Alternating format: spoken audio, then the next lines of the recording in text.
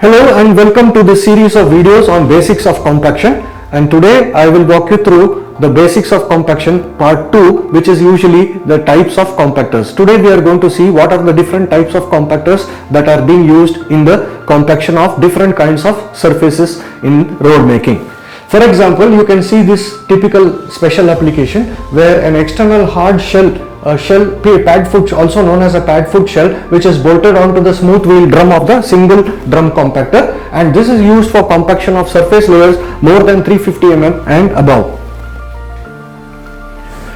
The three types of compactors are: 1 single drum compactor, 2 double drum compactor, and 3 pneumatic tire compactors. Pneumatic tire compactors are usually the last compactor to roll the mat because they smoothen and seal the mat and provide a good working surface. So a soil compactor is basically used and suitable for compacting non-cohesive and cohesive soils such as gravel, sand, silt and clay.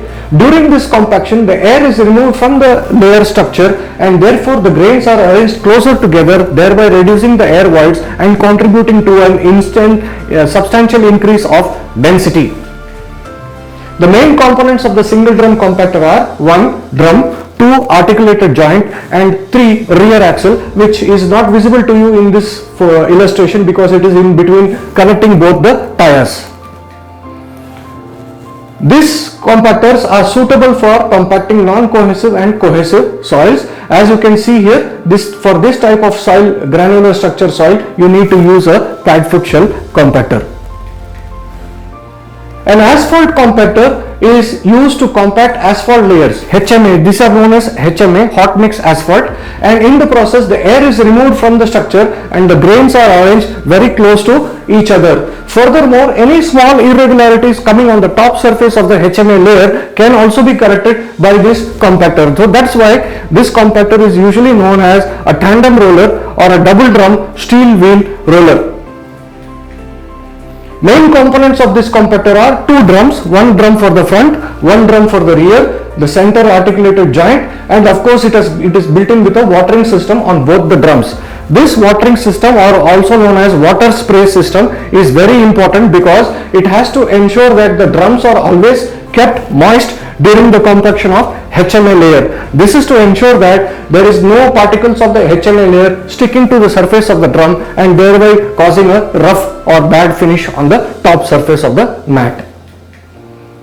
PTR, during compaction a material is rolled and kneaded and mended. So in this case what happens is the action of this PTR is to bring the bitumen from the bottom layer to the top surface of the layer and smoothen and seals the layer and thereby gives you the smooth finish and rideability and comfort.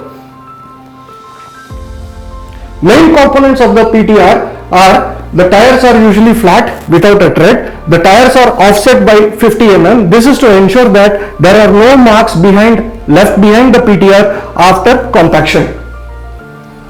The PTR has also got what is known as isostatic cylinders fitted on the 2 sets of forward wheels. This isostatic cylinder ensures that the tires are always in contact with the compacting surface. There are also scrapers fitted on each of these tires to ensure that the top surface of the tires do not have any particles of the hot mix asphalt sticking to them. We also have a system which is known as air on the go or air on the run, wherein the operator can sit in the cabin and control the tire pressure, and this is especially important when there is a issue in the plant of the HMA where the temperature of the mix is very hot and it cannot support the weight of the steel wheel roller. In such cases, the PTR has to have the tire reduced in pressure and then brought forward and do the compaction. So such an area where there is excessive temperature is known as a tenderness zone. Main components of the PTR are 4 tires in the front and 4 tires in the back. Usually there are 8 tires or 9 tires depending on the manufacturer's specifications. two isostatic cylinders in the front connecting the front set of wheels, and usually it is a good practice to have skirts on the compactor to ensure that the tires are always kept warm and thereby prevent asphalt particles sticking to the top surface of the layer and contributing to a bad finish. So this brings us to the end of this section. Stay tuned and keep watching for our next series of videos on basics of compaction. Thank you.